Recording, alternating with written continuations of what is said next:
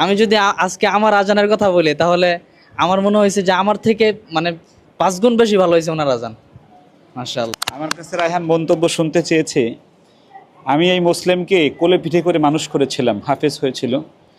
আমি শুধু ওর পা ধরছিলাম না ওই সময়, আর সব করেছি, ওর বাড়ি গেছি বহুবার, কিন্তু ওই সময় কোনোভাবেই তাকে আমি শোনাতে পারি নাই হেফ শেষ করার পরে।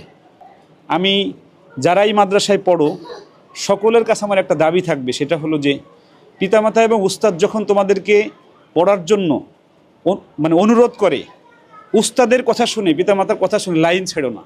লাইন ছাড়লেই যে আমার বাবা আজকে, ওর কি কণ্ঠ, ওর তিলাওয়াত, ওর গজল শুনলে আমি বিমুগ্ধ হয়ে যাই। আপনাদেরকে আমরা পরে শোনাবো রায়হানের সাথে, আমরা গজলের এবং তিলাওয়াতের একটা ডিবেট আমরা সামনে করাবো, রায়হানকে ঢাকায় নিয়ে তাকে।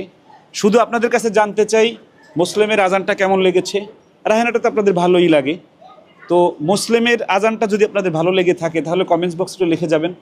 আর মুসলিমকে নিয়ে মানে আবার আমরা কাজ করতে পারি কিনা, শুরু করতে পারি কিনা। আল্লাহ মুসলিমকে অনেক ভালো রাখুক। সবশেষে আমি মুসলিমের কাছে একটু জানতে চাই যে আজকে তুমি রায়হান একসাথেই পড়তে প্রায়, তো রায়হানের আজান শুনলা, তোমার আজান শুনলা, আমার কাছে দুইজনেরটাই যদি নাম্বার দিতে বলা হয় আমি 50-50ই দেবো, মানে বা 100-100ই দেবো। রায়হান ঠিক না? আমি তো বললামই, মানে আজকে ওনার আজানই আমার কাছে অনেক বেশি ভালো লাগছে। তোমার কি আবার এই লাইনে ফিরে আসতে মনে চায় কিনা? মুসলিম খুব কষ্ট করে চলে এখন, ও রাজমিস্ত্রির কাজ করে, ওর সন্তান আছে, বাবা মা আছে, অনেক কষ্ট করে চলে। আপনারা সবাই দোয়া দিবেন আল্লাহ যেন আবার কোরআনের পথে মুসলিমকে ফেরত নিয়ে আসে, আমরা যেন আবার রায়হানের মতো তাকে দিয়ে কোরআনের কাজ করাতে পারি। আল্লাহ রায়হানের কারণে বহু মানুষ এখন কোরআনের পথে আসছে, আল্লাহ মুসলিমের কারণেও যেন মানুষ কোরআনের পথে আসে। সবাই ভালো থাকবেন, সুস্থ থাকবেন, নিরাপদে থাকবেন। আসসালামু আলাইকুম রহমতুল্লাহি ওয়া বারাকাতুহু।